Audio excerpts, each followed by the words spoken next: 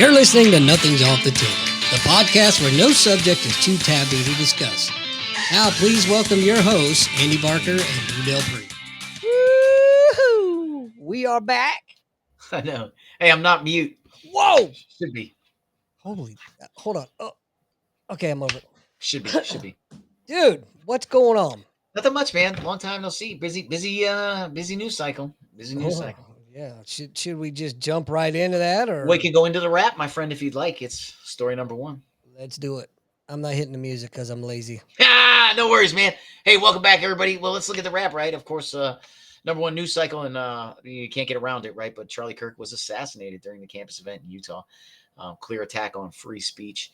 You can check the internet and read all the stories you want, and you can even see it. And it is relatively graphic. I'd recommend, don't watch it if that's not how you want to remember him. But if you want to see a catastrophic assassination, that is it. And that's the first story to kick off the news cycle. But MSNBC apologizes for analyst remarks on Kirk's shooting. If you remember that, Dowd piped off that Kirk was controversial and had made controversial remarks. And when you do that, you have to anticipate there's going to be some kind of pushback. He was fired for that that evening on MSNBC. Good to see them stand up and do that. Spinal Tap returns with the star-studded sequel. I don't know if you saw that, but Spinal Tap's going to be running a second movie, right, to get on a little bit of a lighter side to help try to get back to normal after the assassination. But Spinal Tap 2, The End Continues. The film is going to feature the original cast members alongside Paul McCartney and Elton John. I'll tell you what, man, when I saw Elton John was going to be in there, I thought, oh, it's just a hologram, right? But I mean, I guess he could still walk, man. Good for him. Because he's up there. Gucci and Beyonce lead celebrity fashion collabs, right? So Gucci's tapped Miley Cyrus for its new fragrance campaign, while Levi's partnered with Beyonce on the denim cowboy capsule. These collaborations highlight how fashion has continued to leverage pop icons to drive culture relevance and brand aspiration. So I have a question. Way to swap out the white Sydney Sweeney for Beyonce on Levi's. We can't. Miley Cyrus perfume. What does that smell like? Does that smell like fucking redneck truck stop barn toilet water?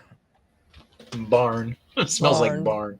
And the last story we have for this week in the wrap is Nintendo's September Direct revealed a wave of new titles for the Switch 2, including Metroid Prime and Super Mario Galaxy. I'm going to tell you right now, when I was a drinker, the greatest thing I used to do was drunk drive Mario Kart. I used to love that. And I'll tell you what, man, I do have a Switch 2 because I am a gamer.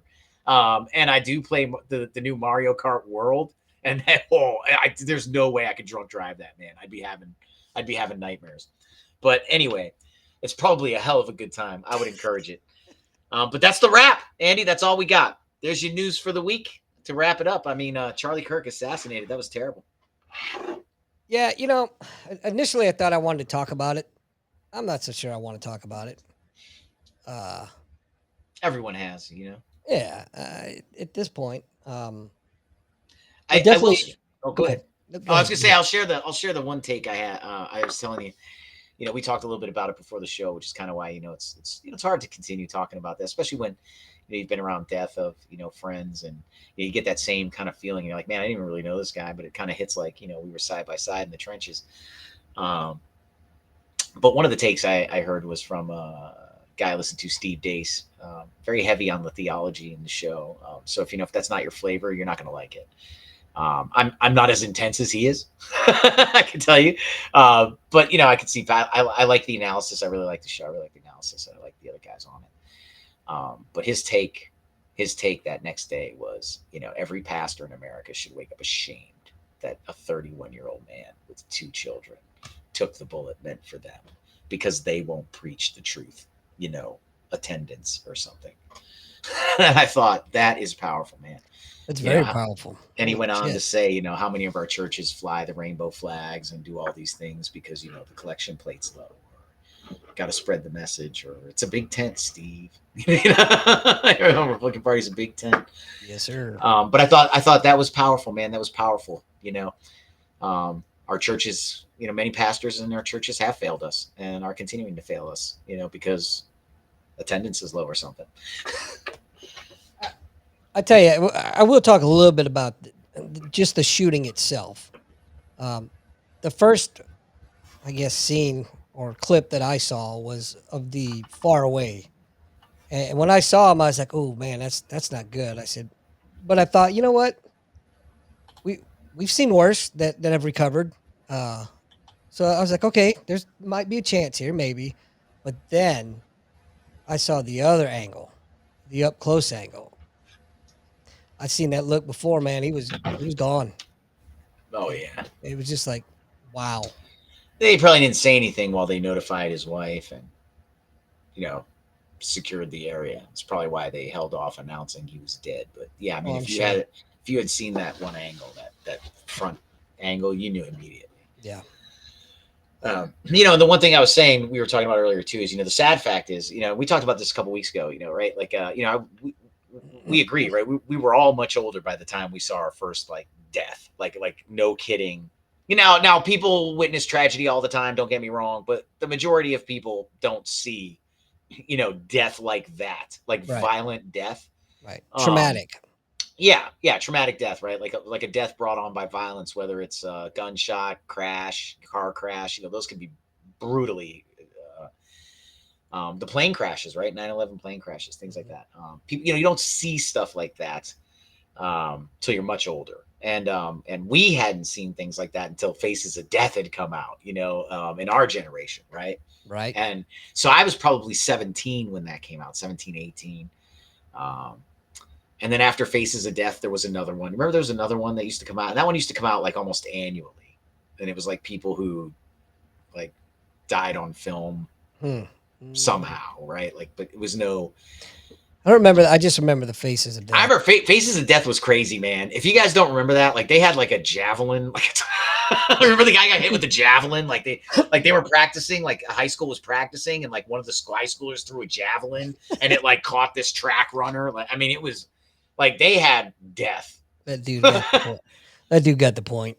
Yeah, right. Immediately. Right. They had death, man. They had death. Like Faces of Death was the first time. Like I don't want to say people had seen it. What I guess what I want to say is it was mass spread. The first time, yeah, that you were exposed to anything like that, and it was mass spread. Like we all could talk about it. Like VHS, baby. Do you remember that? Do you remember that? Right. And so we'd all seen it, right?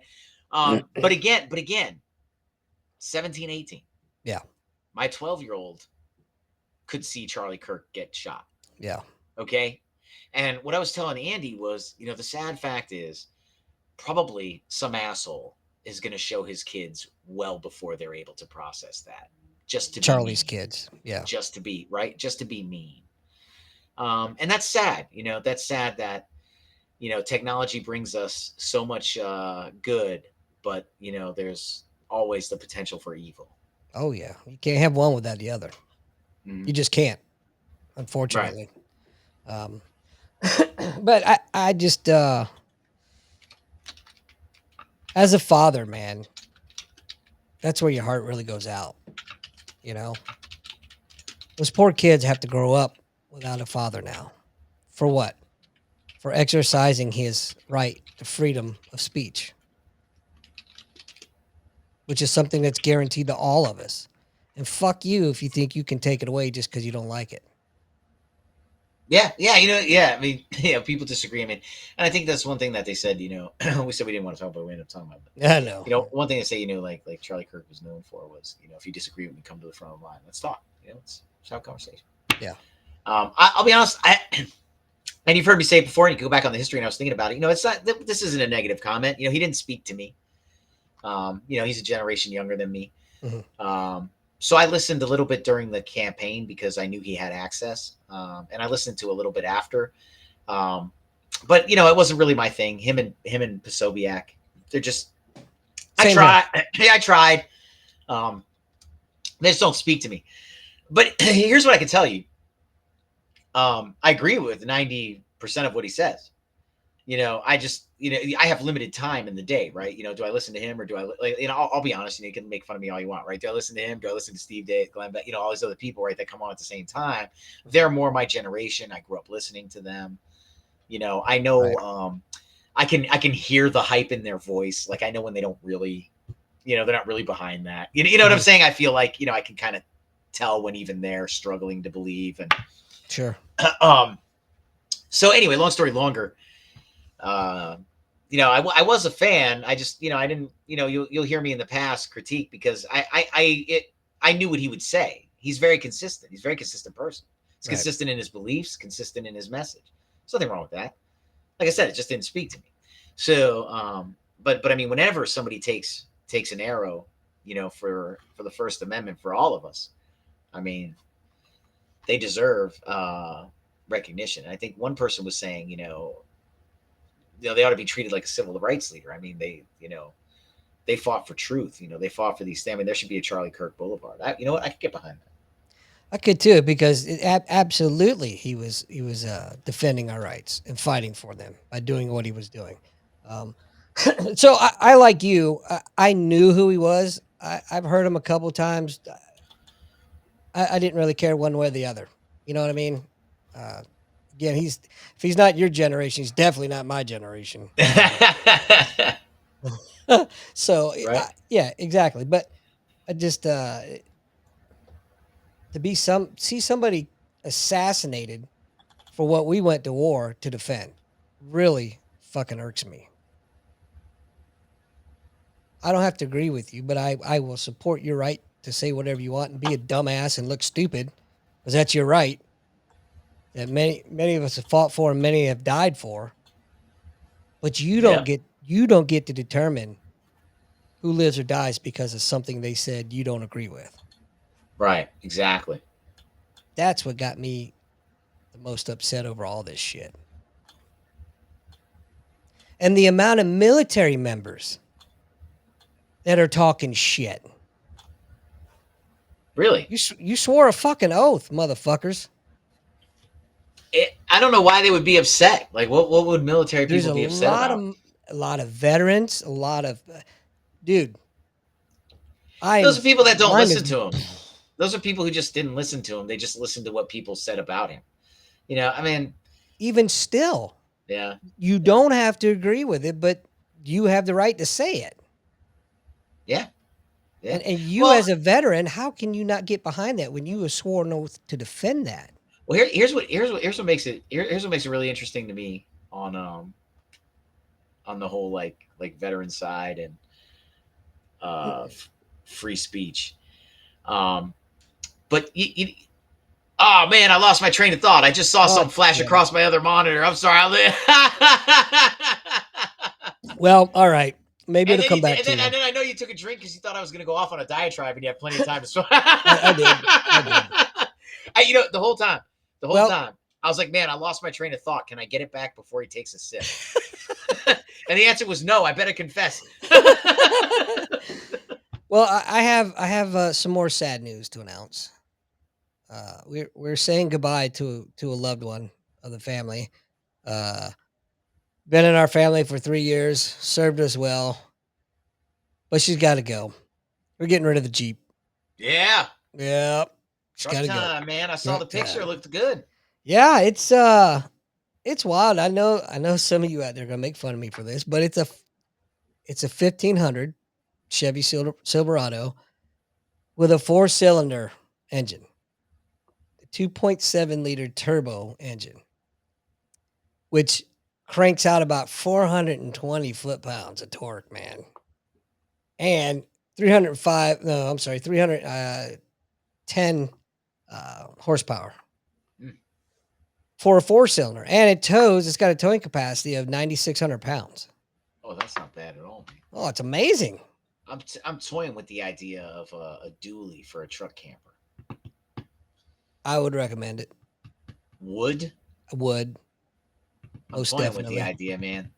The only issue I think of is like driving around the city in a dually. Like you see them all the time. You do, but it's like so big. I'm telling you, that's definitely first thing is the first time you've ever heard that, but secondly, you'd get used to it. I think so. I think the dual, like they say, you need the dually, man. Otherwise, you're just gonna have a lot of sway. Yeah, and well, you've got more stability, yeah, for sure. Yeah, not just with the sway. If you're gonna do a truck camper, you want a dually. Yeah, but did you? I think you missed what I said about first time you ever heard that. Yes. You did miss it? No, I heard you say it. Oh. You know what I was referring to? Yes. Okay. All right. Making sure. Nova's the never mind. I Anyway, know, it'll fit. but but that's my thought though is the what I've read, you have to have a dually if you want to do a truck camper. you, But like if you you don't like if you have want to, right. They say you don't but have to, but they're like if you want the peace of mind of not feeling that yeah. thing, making you shake, Now or whatever. I'll tell you this: they say the same thing about a fifth wheel, but I had a fifth wheel and I did not have a dually. I never had an issue, not once, ever. But That's what I I thought. If I got like a 3500, the truck camper should sit right on top of it. It shouldn't be a problem. yeah, it shouldn't. I would still go if I was going to do it. I'd still do a dually though, just I for the would do a truck camper, dually. Yeah. Just so the weight support's there, Yeah, everything's there. you'll have the heavier duty frame, so it'll definitely support more weight. Man, you got to do it. I want to. But well, here's the thing. I don't know if I need a dually or not. What I read was go find the camper you want and then ask what the best truck is. That's amazing advice. So I'm going to try that. I'm going to try it that way. I'm going to go shopping for the camper I want, and then I'll figure out what the truck is. That's the way to do it, man. Whoever said that's a very wise and experienced individual. I think I read it in Camper World magazine. Either way, man, that's right. Sage advice, dude. So the truck, man. It's funny because I really didn't want to get rid of the Jeep, but it was Connie's turn to get a car, and we went looking and stuff, and I was like, man, I don't know, the Jeep. It's getting up there. It's got almost 100,000 miles. I'm gonna need a clutch soon. Got to put new tires on it. I got to put brakes on it. Man, we should just trade it in. He says, well, what do we do? We'll only have one car. I said, well, I mean, suck it up, I guess. We'll figure it out. And then we're driving to the cabin. She's like, well, why don't we get a truck? I'm like, who are you and what did you do with Connie? Yeah. She's like, well, because we'll still have the car and the kids will share the truck. The kids can drive themselves to school. But if we both need to be somewhere, then they can take the bus and, we'll have our separate cars still. But I'm like, holy shit. So we went like the minute we got back from the cabin because I wasn't going to let her go back on this one, man. I'm like, oh, hell no. Right now. You got to strike while the iron's hot, man. That's right. So I told her, I said, you know what? I'm so cool with this that I only have 3 requirements. 1, it's got to be 4-wheel drive. 2, it's got to have a towing package. And a purely geek, selfish thing, I had to have Apple CarPlay. Yeah. So I told her, that's all I care about. You do what you pick the color, you pick whatever you want. I don't give a shit. Yeah. And so her big item she had to have was heated seats, heated steering wheel, and electric start. There you go. I use my heated seats, but I don't think I've ever used the steering wheel. Yeah. I didn't care. I just had to have those 3 things, and anything else I totally willing to compromise on. That's right. Adaptive cruise control is an excellent feature. Jared, have you ever heard of oh shit, what's it called? Now, of course, I can't. Tether. Have you ever heard of the tether feature? You ever heard of tethering? On a phone? Some cars have a tether feature. Not only will it do cruise control, but it will do cruise control and keep a certain distance from the car in front of it. Oh. So as that car slows, you'll slow. As he speeds up, you'll speed up. You'll maintain that distance. So you not only do the cruise control, but you're also tethered to a rabbit. Connie's car does that.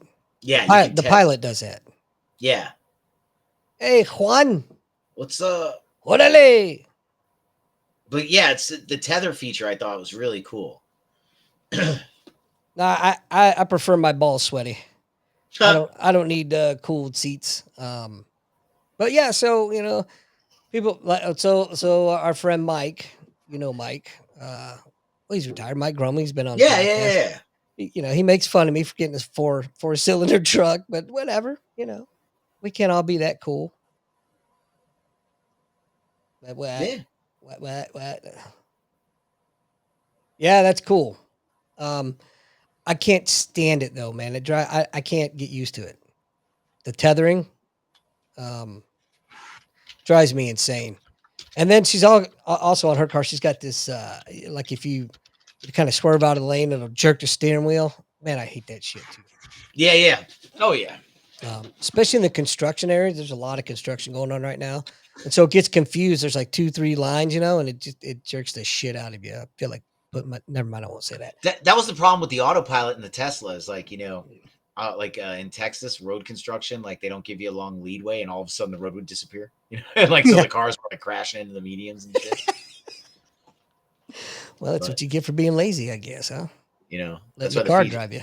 Yeah. There's like monitors in the car or something. Like one guy was telling me, like he's like, I don't know how to do it. He's like, I drive it and it like I try to use autopilot and it yells at me like because you have to like have your hands on the steering wheel or something. You have to be like looking. You can't like you can't do autopilot and start playing Uno. Right? Like you gotta, it drives, but you gotta like and it like looks at where your eyes are looking. Like the car monitors you. And so he said he can't do it, but he said his wife's got it figured out, man. She said she does all kinds of like she's like you have to like look at a certain area and she'll be makeup and like all kinds of shit, man. God. But here's what's up. But what I think is interesting and what I think people don't realize is those cars are extremely expensive. Yeah. And not only are they extremely expensive for the car, but what they don't tell you is they run through tires like it's fucking crazy. Okay, they burn through tires like you wouldn't believe. Really? All right. Oh yeah, when you go to 0 to 60, man, that's not good on your tire. 0 to 60 in 3 seconds, that burns rubber, man. Well, like you don't have to skid to burn rubber, but it's the pressure of the grip. Sure. Right, that compresses, and I guess they go through tires like, and then you have to stop. Right, 0 to 60, and you got to stop. So, yeah, they go through tires like you wouldn't believe. Wow. And the freaking insurance. In some cases, your insurance goes up $300, right? No, because to insure that vehicle, right? Remember, if one thing goes wrong, the whole thing goes wrong. Of course, it's an electric car, right? So, I don't know if you knew this, but I got more mechanical knowledge in my Afghan deployment than I ever needed, right? So like if the Humvee, like if the air conditioning in the Humvee, it doesn't matter if the air conditioning is blowing cold air or hot air, as long as it's blowing. But if it ain't blowing, that truck is fucked. like that truck is fucked. Then that means the engine's not getting the correct air exchanges. That means nothing's happening correctly. If the air conditioning doesn't turn on and blow, even if it's hot, then that truck is not working, and you have to take it apart and fix it. And so that used to be the mechanic's big question. The mechanic's big question was, is the air conditioning working? And we'd say yes, and he'd say, okay, then. To answer Airborne's question, no, I never thought I'd see cars that drive themselves, man. Oh yeah, no. Oh, are you kidding me? Hey, let me tell you something, man. To expand on your question too, I talk on my watch all the time because I waited my whole life to do that. like Dick Tracy, huh? People are like, why do you talk on your watch? I'm like, I do it all the time. I waited my whole life for this, man. My phone goes in my backpack and I'm like this. Like people are on their phone, but I'm like this all day. My whole life is all about this, man. And I get pissed off. Like I buy like extra heavy readers because I have like I need a 2.0 to walk around, but I have 3.0s because I'm like, I need to be able to see what the fuck is on here. That's funny. But man, dude, I waited my whole life for that crap, so I use it, man. I use it. Yes, yes. I saw the weirdest thing that I never thought I would see. That was a Tesla truck with a camper. Oh, in bed camper. I saw so this. You've been in my neighborhood, Andy, and there's Teslas everywhere. There's everything everywhere. I just saw a Tesla with like a back, like a Trans Am, like the plastic ridged back, like it had like the plastic ridged back of a Trans. I was like, somebody put that on the. Okay, well, hey, man, it's somebody with a sense of humor. It's got to be. You know what I mean? Yeah. It's like true redneck at heart. Watch this. These people do wild stuff, man. They have wild stuff around here, but they got money. So, hey. Instead of hold my beer, Hold my scotch. Yeah, right. So hold my spritzer, Right. my champagne. But that was the weirdest thing, man. And it's just the truck's ugly enough as it is. That just it was an eyesore, man. The Cybertrucks are all over here, man. They're pretty neat. Like I don't know if you've ever seen here's the thing, right? If it could do what I wanted it to do, I'd consider it, but it can't. So, right. Like we looked at the towing capacity, an impressive 11,000 pounds of towing for 1 hour. Yeah. 1 hour. It burns out 1 hour. So I can't do that. But listen, the truck doesn't require an engine. So if you've never been in it, the entire cab converts to a bed.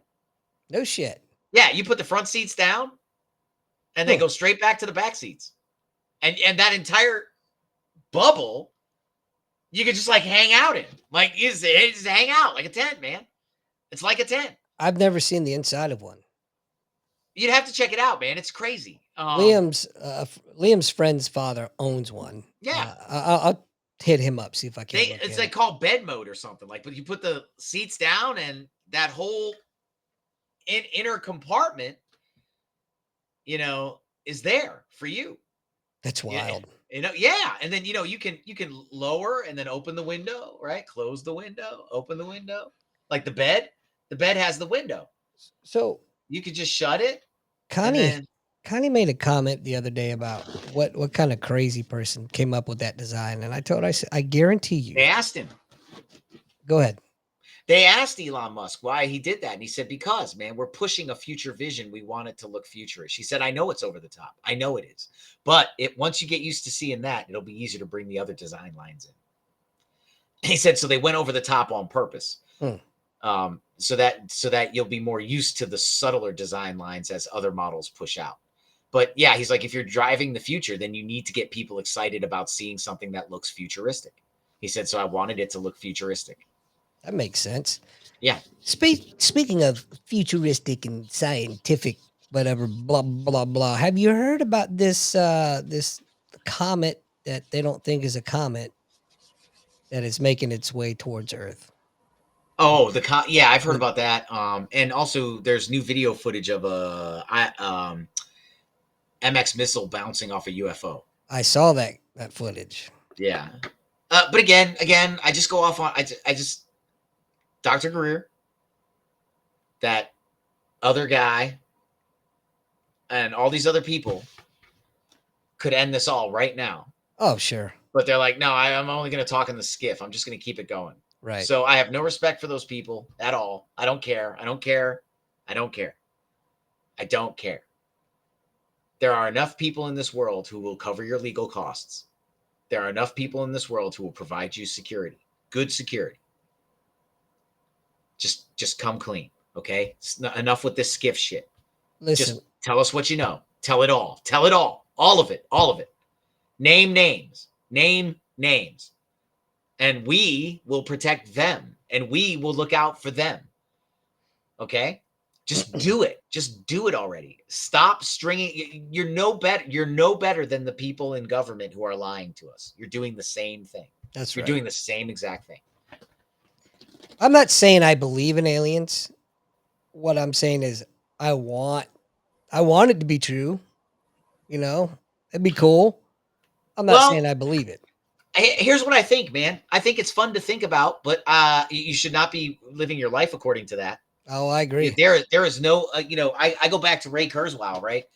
And I'm a believer, man. I don't believe we're alone, right? I follow the Orson Welles way of thinking, right? If we are alone, what a terrible waste of space. Like if it is just us, oh my God, right? Look at all this shit up there. So, so I don't think we're alone. But like Ray Kurzweil said, and I've said thousands of times on the show, right? Kurzweil has said, look, we may be at the pinnacle, man. It might be other life waiting for us. Like we might be the ones, because we see no evidence of galaxy engineering. We don't see any satellites looking at us. The satellite farm has been open for 50 years. He said it hasn't returned a single thing. He said, in fact, they're shutting it down this year because it costs $3 million a month to run. Good Lord. He said it hasn't returned a single thing. It hasn't returned nothing. Nothing is communicated with it. He said it's nothing. It's been broadcasting that message for 50 years, and it's gotten nothing. He said nothing we send into space returns anything. He said, we're not seeing anything. He said, so we're engineering the galaxy, like we're pushing satellites out, we're putting rovers on planets, we're doing all that stuff. Why wouldn't anyone else? Right? I mean, like, why wouldn't anyone else? So the counter theory is that what we're not seeing is alien life. It's more dimensional things. Yes. Right? Now, here's what's crazy. I just completed one of the, I subscribe to the great courses, right? When I say I completed, I mean, I just let them play in the background. I mean, for all you know, there could be one playing right now. And I am the kind of guy that would play it right now just to be 3 chapters in by the time I was done, right? So, here's what I realized. I'll share this with you. I realized whether I physically read the book or I listen to the book, I retain probably only about 35 to 40% of what I'm reading. The rest of it, I don't retain. I just don't. Okay. I don't know if that's high. I don't know if that's low. I feel like it's low, but I accepted it. And so I make up for that by volume. So I consume in volume, right? So I have things playing in the background all the time, and so that's what I do. I make up in volume. And so somebody was telling me the other day that I seemed like, I was a smart person. And what I was trying to tell them was, and this is what I believe, right? I'm it's a sad dog that doesn't wag its own tail, but I'm not going to wag my tail. Just to say, I remember the things I'm interested in. Yeah. And I just seem, just like everyone else, right? Everyone else remembers the stuff that they're interested in. I just seem to be interested in things that don't interest a lot of people around me. So, Right. so it looks like I'm smarter than them. No, I was just interested in it, right? Like I spent a long time memorizing the distance from the sun to the earth and the moon to the earth and how fast those travel around each other just so I could quote them to people. Okay. I didn't do it because I was smart. I didn't do it because I wanted to practically apply the knowledge. I did it so I could tell people, so I could avoid answering questions. Right? So I could say, well, look, man, the sun's 93 million miles away from the earth and the moon's about 248 million. You have to check, right? But I think it travels about 244 million miles around and the sun moves around here and we all go about 286. But look, I'm just trying not to fall off, man. Okay. Right. So I don't know what you're talking about. I just don't want to fall off. So overwhelm them with bullshit's what you're saying. But it's not. Those numbers are true. The numbers are true, but the rest of it was a bunch of bullshit. Well, right. I just didn't feel like answering their question, right? Right. So what I'm saying is like people are like, man, you're so smart. Like, no, I remember what I'm interested in, and I just get interested in things, and then I make up for my lack of ability to retain by volume. Yeah. Right. So that makes a lot of sense, man. That's what I do. I'm just saying that's what I do. Right. That's how I do it. If you're wondering how I do what I do or how I am what I am, that's how I do it. So, Airborne. What if the aliens are fallen angels God cast out? Oh. They were here all along. I was gonna say, I hear what you're saying. I think that's a plausible theory. So Guy was saying, so going back to the great courses, I did How We Know What We Know, right? Where they talked about physics and how they figured out atoms, how they figured out electrons, how they figured out protons. The guy started out with, have you ever seen an atom? And he's like, if you said no, well, yeah, you're just like every other scientist on the earth. No one's seen an atom. It's smaller than microscopic. So no one's seen an atom. That's all modeling. Like we assume the electron goes like this. And then they explain the experiments they did to figure this out and how these things were figured out and how one thing led to another thing, which led to another thing. But they went through how we know everything we know today. And they were talking about how they've discovered 7 dimensions. We're in the 3rd. If 20 years ago, even 20 years ago, if you'd have said that, man, people would have been like, no, you're crazy. He said, you're a god in the 2nd dimension. You create 2-dimensional things all the time. Every time you write, every time you do, you're creating 2-dimensional things all the time. He's like, they don't move. They don't do anything. He's like, they're not alive. At least as far as we think. He's like, but with quantum physics, everything breaks down to protons. Yes. So you're a god in the 2nd dimension, is what he was saying. Right? He's like, so what do you think the 4th is doing, or the 5th, or even the 7th? Right. He's like, what if there's 14? So aliens versus interdimensional beings? I don't know, man. I don't know. I honestly don't. That is an interesting concept that I would have to look at more. I do believe there is life out there. I think we're finding evidence all the time, evidence of water, evidence of things. Somebody gave Terrence, what's his name's theory a thought. Oh You yeah, know, yeah. all the stuff he said was like crazy, right? But one of the guys was saying, that is very interesting. Your point that every planet at some point is going to have its opportunity in the sweet zone. Right. And that the more advanced civilizations are the planets furthest from the sun, right? Because they would have expanded first. So Pluto would have been in the sweet zone before us. And it would have had its time in. And as it expanded, it would have gotten away from the sun as this one came in. And then life would have started over here like it did here. But you have a little bit of different makeup, right? And so his theory was, as the universe exploded and started to, spiral outward, every planet has its time in the sun, and this is ours. And we have a fixed amount of time to figure out how to get off of it and get over to the other one. And if we can get off of it and over to there, we'll be fine. That's crazy thinking, man. As they move, right? We got a long time. We have a long time to figure that out. But hopefully, well, no, you do have a unless there's some other kind of catastrophic event that happens. Yeah, but those catastrophic events don't usually like wipe everything out. You No, know what I mean? And I'm good, man. I had a good run. Fuck it. It's my time. It's my time. Whatever. But I'm not. I tell everybody, man, no, even if I'm an eyeball, you put me in fucking liquid and you put the television on, and I'll blink if I don't like it. I agree, though. You fucking spend your whole life caring for me until you die, and then you assign others to care for me until they die. That's right. You stand the watch. If something were to happen to me and the technology was there, I would just want my ass to be left so I could just shit on them constantly. There you go. But go ahead. I hear you. No, I was just gonna say, man, I'm good, man. I'm okay, man. I don't have to run around to feel alive. I just need the TV. Right. Airborne mentioned the oceans, man. I agree with that. There's so much about the oceans that we just don't know. So funny you say that. I started going back and watching SeaQuest.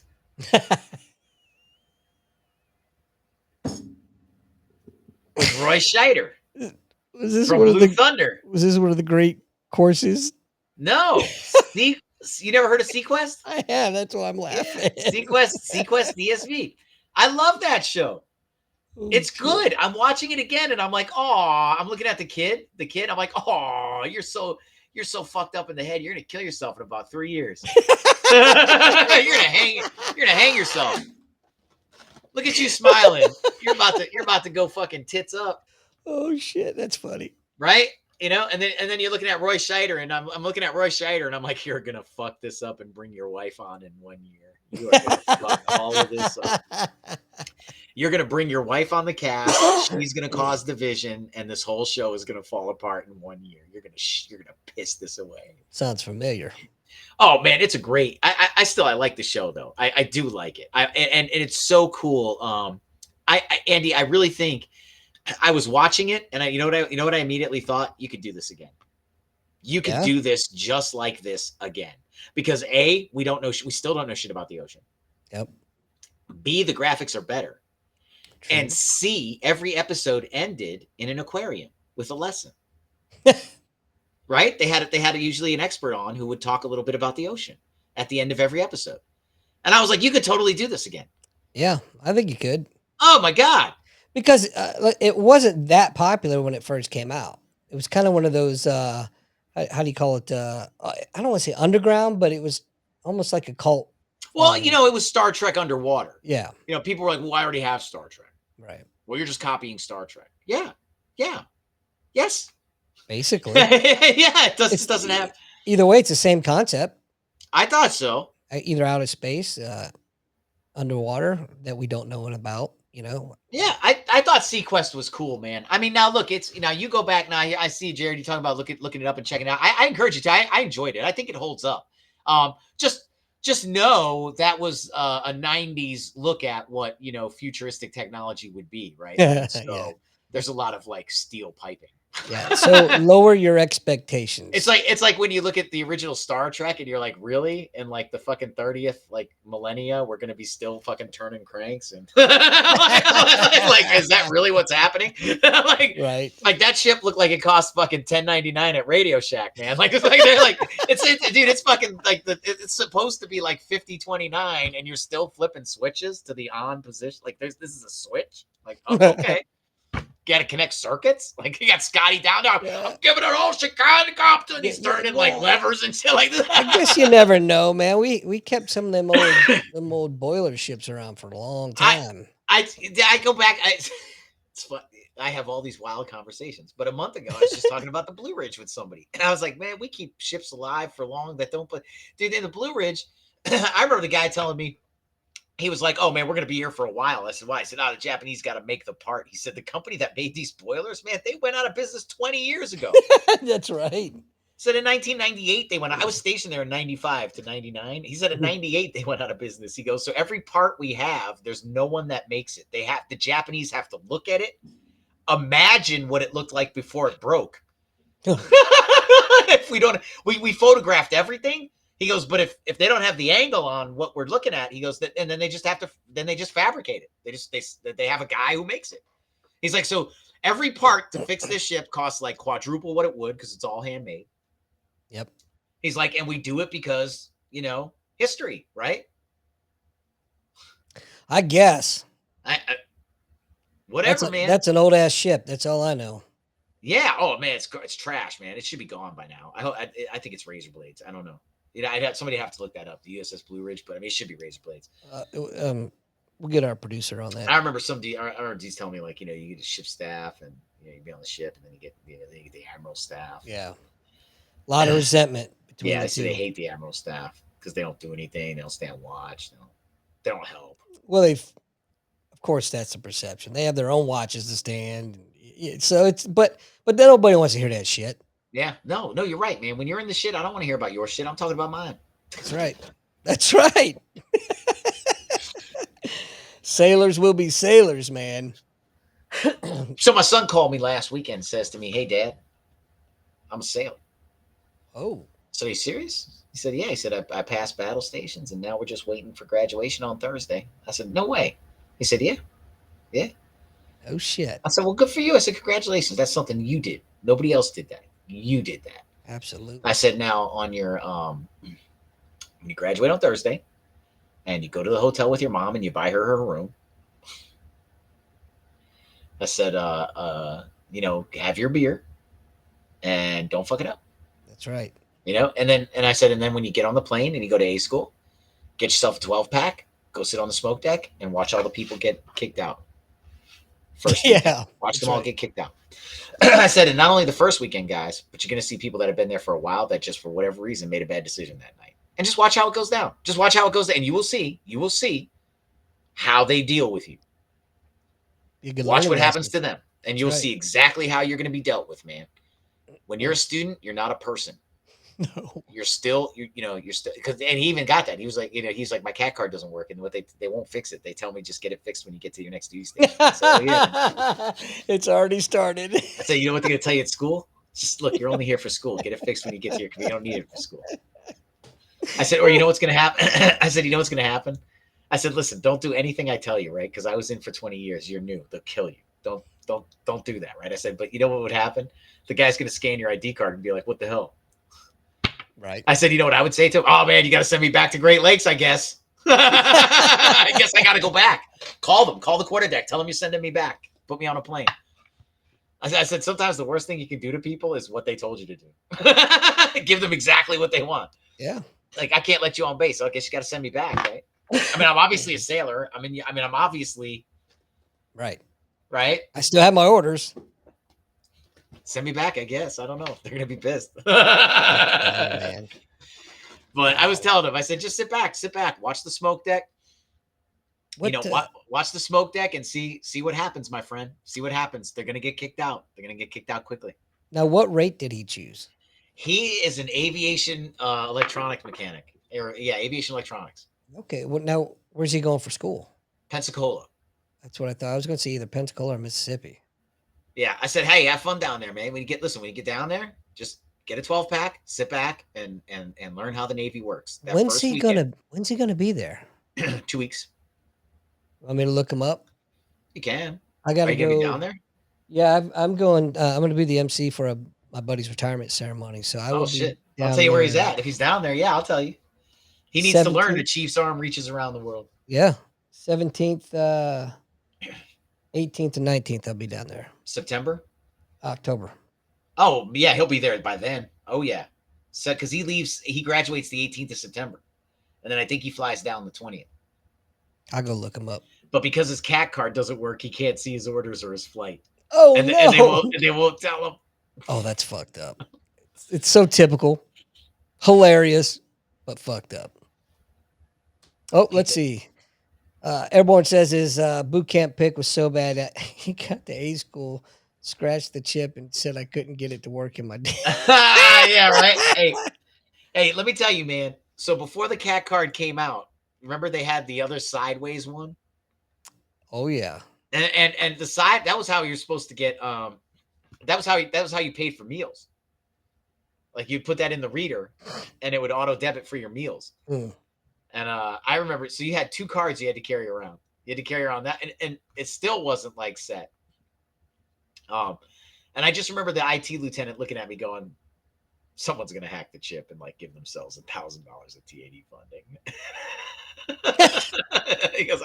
he goes, it's exposed. All you have to do is make the connections. He's like, I mean, I don't know any of this. He's like, an exposed chip. This is the worst idea they've ever had. Someone's gonna hack that chip and give themselves like unlimited TAD funding. You'll see.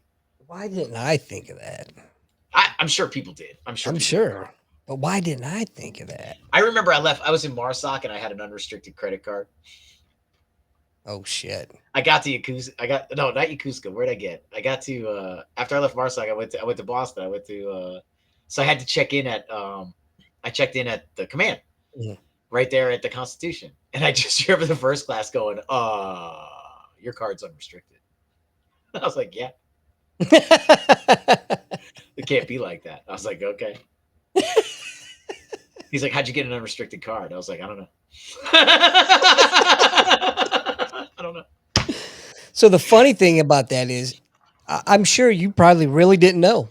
I knew they gave us unrestricted cards, but I don't know. I mean, I know why I have it. Right. But, but he's talking to me like I did something bad. No, I didn't do anything bad. It was given to me like that.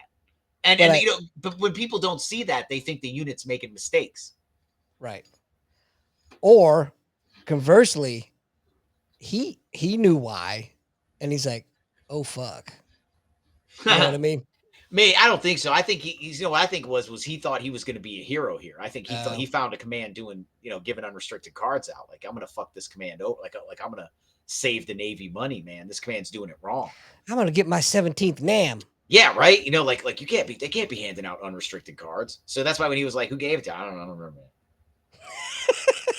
That's right. Well, it can't be unrestricted. Okay, fix it. Yeah. Like go crazy, man. Go nuts, man. Push all the buttons. This was. I've told Andy this story 1,000 times. I told you guys, right? Because I was just telling it again, so it's kind of fresh in my head. So I left the Marines and I got back to Blue Side Command, and we had our first formation on a Friday. My office was at the top floor of the building, the USS Constitution at the back. So I would walk by all their barracks rooms to get to work. The guy before me would come in whenever work started. I got there early. I go in at 5:30, man. I'm not trying to sit around in traffic. I want to drive in. I learned a long time ago I'd rather sit in the parking lot than in traffic. Hell yeah. And then I had my own office, so I could chill up there. So I was like, I'll come in early, go chill up there. So I would come in early. And over the years, I saw them all do the walk of shame coming in. And I would just be like, I don't give a shit. They knew I didn't care. And I wouldn't spread any rumors. I kept everything quiet. But I would see them all do the walk of shame. Guys and girls. Getting the boot. But anyway, I got there on a Monday to check in. Drove there on a Monday from North Carolina to check in. Got there. There was a condom jar outside the office, and it was full. By Friday, it was like empty. So I go out there to formation on Friday, and they're like, "Hey, let's introduce the new first class. Just came to us from the Marines. H1 Del Pre. Do you have anything to say?" I said, "Yeah." I said, "Hey, I'm happy to be here." And then I finished with, "Oh, and hey, Those condoms outside the office are for people who actually fuck. So do what every other red-blooded American does and shoot your shit in a sock and put them back. And so, and then I just went right back to lie, like on purpose. I just stopped right there, like saying it. Shoot your shit in your sock, like every other red-blooded American, and put the fucking condoms back. And I went right back to formation. Like I just left it at that. I didn't turn to the senior chief and say, "Is that okay?" or anything. I just, right, I did that for effect. And so the senior chief is like, "Jesus Christ, Doc, we don't talk like that anymore." He's like, "Holy shit!" Everybody's dying laughing. We leave, right? The funniest fucking thing. I come back Monday. The condom jar is half full again. and the striker tells me one of them is from his roommate because he's been harassing his roommate for months about how he's had the same condom in his wallet. And he needed to put it back because it's probably like dusty. Damn. But wow. It was just so funny, man. Like going from, a Marine, like 10 years of Marines to, the USS Constitution and having those kids, they just. Dude, I know. Cause I did the same thing, right? 14 years in the Marine Corps. And then I went to a submarine. Yeah. Oh yeah. Yeah. Well, you got similar humor there. I heard. What's that? I hear this relatively similar humor. There is, but, they just think they're a lot fucking harder than what they are. I can believe that. First, and of course, I was a chief when I went to my first boat. I had one warfare. I was, FMF, had that. So they treat you like, well, a nub, non-useful body. When you get to the boat, you're a nub until you get qualified, right? And they treat you like shit. And so they thought that just because I was never been to a submarine before, that they were going to get away with that. No, sir. I don't think so. Yeah. First week, man, I feel a tap on my shoulder, and I look. It's one of the fucking A-gangers. He's got his pecker on my shoulder, right? So, oh, that's cute, man. That's real cute. In fact, it's so cute, we need to show people. So I grabbed that motherfucker. I took a tour of the boat. Nice. This motherfucker was in tears, man. Just come on, Doc. Just let go. Just let go. Just let go. Come on. I went up to Skipper's stateroom. I said, "Skipper, you ever seen anything like this before?" And he's like, "God damn it, Doc. What the fuck?" Went up and down ladders. This dude was crying. But nobody fucked with me from then on. Yeah. Yeah. Nobody. I always would tell people they make you be a certain way, that you don't want to be. Right. But if you don't, you're gonna end up being worse, for longer. Like if you don't do something immediate, mm-hmm. If you don't go over the top rope immediately, and that's why you get out and civilians are like, "Man, that escalated quickly," and you're like, "Well." Right. You got to come over the top rope, man. I'm trying to cut this in the bud, man. Mm-hmm. And I remember somebody telling me, and he got out of the Navy early. He didn't do 20 like us, but he did sort of submariner, did 2 tours and got out. And I remember him telling me, "You're threatening, man. You're threatening those women." And I was like, "What are you talking about?" And he's like, "That is all threatening to those women, man." He said, "This is not the military, man. This corporate culture does not tolerate that. You're threatening those women. You drove across the city to go to the pharmacy on a guy who hung up on you. That is a threat, okay? That's threatening, all right? All right? You told that story laughing, okay? The whole time you're telling that story, they're thinking, holy shit, this guy drove across the city because someone hung up on him. What if we have an argument?" He's like, you're threatening these women, man. He said, "Here's the thing you have to understand. The women will threaten you all day. Right. All fucking day. Yep. But once you threaten them, you're done, man. You're done." He's like, "You shouldn't be surprised they push you out." And I thought about all the things I was doing, and I was like, "Oh yeah, man. I bet they must think I'm fucking wild. They must think that guy. They must think they dodged a shooter." Maybe. I mean, I'm dead serious. So. Yeah. I thought about that. I was like, "Oh wow." I was very aggressive towards them because, in a manner that I did not think was aggressive. If you would have asked me, at the time, I would have been like, "What are you talking about, man? Right. I'm dialing it down." Right. Like, dude, hang up on me? I'll be sitting on the roof of his car. "Hey, I've been waiting for you, pal. Where you been?"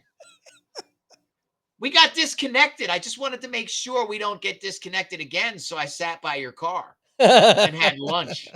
You know what I mean? And dinner. I mean, I'm just saying, like, like hand you pictures of the inside of your house, that I hand drew, Yeah. like, I mean, But- but I'm just saying, like, like these things, like, I toned it down, I can relate because of the incident I had with the baseball team that I told you about Mhm. last week. That I absolutely you got to set boundaries right away. Nobody, nope, we're not playing that bullshit. So, but anyway, it worked out. I think so. Hey, you got you got something you ain't buying today? Can I make a confession? No. Okay, all right. No, you can't. Man. Moving right along. Just show me. Do That whatever you bear, want. that bears. So I feel like I'm failing these kids, man. Feel like I'm failing them. We lost our third game. But the caveat to that is that each game, and I hate this sounds so cliche, but it's the truth, man. They're getting better each game. Yeah, you're in a rebuilding year. Yeah. And each game that we've lost has been by 3 points or less. So it's not these aren't show losses. No. and, So- and Andy and I have been playing ranked games on the show. We got mercied last. But Continue. last season it was almost all of them. I right? think your kids are getting. I think you're doing good, man. I don't think they care. So, and then I'm calling them the comeback kids, right? So 2 games in a row now, they've been down by 4 or more runs, and they've come back to either tie or get ahead. Last night we came back and we tied them up, and then time expired. Well, I'm sorry. Time should have expired, but the idiot umpires that we had played 20 minutes more. I was livid, which let the other team score and win. Anyway, that's neither here nor there. But I'm just saying they're doing really good, man. Practices are effective, I think. Versus what they did last year, all that crap. So I just want them to get a win, man. I think if they get one win, that will be like the catalyst. Because they all have the potential. Well, most of them. Anyway, we won't talk about that. So yeah, I feel like I'm failing them, man, but I just want them to get better. That's all. I think it's good, man. I think you're good. It's after 9, my friend. What are we doing? It is indeed. We're going to wrap it up. We're going unorthodox tonight because I don't have anything. It's all good, my friend. I got nothing. It's good to be back on. We'll see y'all again next week. Absolutely. Comment, quick like down below. Make sure you 5 stars. That's Every right. Review counts. Again, we do read your mail. We don't respond to them all, but we do read them. We don't respond to hardly any. But anyway, hey, thanks for tuning in once again, and we'll see you next week. Bye-bye. You're listening to Nothing's Off the Table with Andy and Lou, an Admiral Media production podcast. All information at the time of recording is most